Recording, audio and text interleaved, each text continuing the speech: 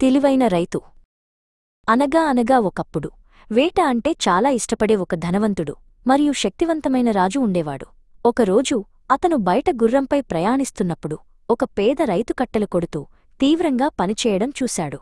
రాజు తన గుర్రాన్ని ఆపి ఆ రైతును పిలిచాడు. ప్రతిరోజూ నీవు ఎంత సంపాదిస్తావు? 4 షిల్లింగులు మహారాజా అని రైతు సమాధానమిచ్చాడు. మరి నీ డబ్బుతో నీవు ఏమి చేస్తావు? అని రాజు అడిగాడు. మొదటి షిల్లింగ్ నేను తింటాను అని ఆ మనిషి బదులిచ్చాడు. రెండవది వడ్డీకి ఇస్తాను, మూడవది తిరిగి ఇస్తాను, మరియు నాలుగవది పారేస్తాను. ఆ మనిషి యొక్క వింత మాటలకు రాజు గందరగోళానికి గురయ్యాడు. వివరించమని రాజు రైతును అడిగాడు. మొదటి షిల్లింగ్తో నేను తినడానికి ఆహారాన్ని కొనుక్కుంటాను అని ఆ మనిషి చెప్పాడు. రెండవ షిల్లింగ్ను నేను నా పిల్లలకు తిండి పెట్టడానికి ఉపయోగిస్తాను. నేను పనిచేయలేని వయస్సుకి వచ్చినప్పుడు వారు నన్ను చూసుకుంటారు. మూడవది నా తండ్రికి ఆయన చూపిన దయకు కృతజ్ఞతగా తిరిగి ఇస్తాను. మరియు నాలుగవది అయ్యో నేను నా భార్యకు ఇస్తాను.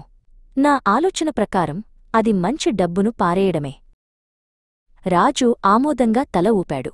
నీవు నా ముఖాన్ని 100 సార్లు చూసేవరకు నీవు నాకు చెప్పినదాన్ని ఎవరికీ చెప్పనని వాగ్దానం చేస్తావా? రైతు అంగీకరించాడు.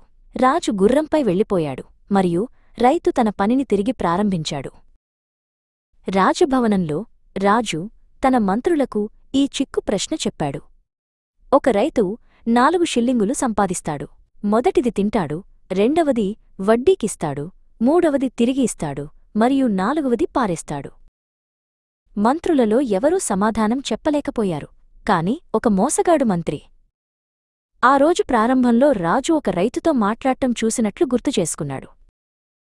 ఆ జిత్తులమారి మంత్రి పొలానికి వెళ్లి ఆ రైతును సమాధానం అడిగాడు. కాని రైతు నిరాకరించాడు.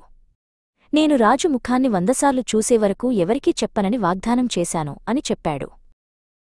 ఆ మంత్రి రహస్యంగా నవ్వి ఒక బంగారు నాణేల సంచిని బయటకు తీశాడు.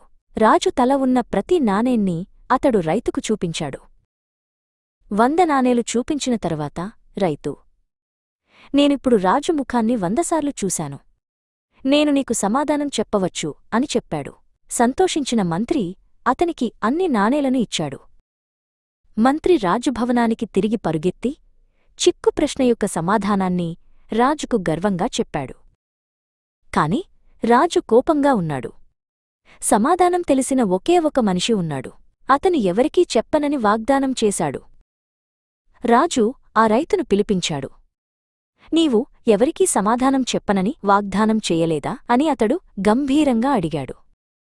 అవును మహారాజా అని రైతు బదులిచ్చాడు. కాని మీ మంత్రి నాకు మీ ముఖాన్ని 100 సార్లు చూపించారు. అతను బంగారు నాణేల సంచిని బయటకు తీశాడు. రాజు నవ్వి అతని తెలివితేటలకు ఆ రైతుకు బహుమతి ఇచ్చాడు. నీతి జ్ఞానమనేది బాహ్య రూపాలకు మించి ఆలోచించేవారి సొంతం.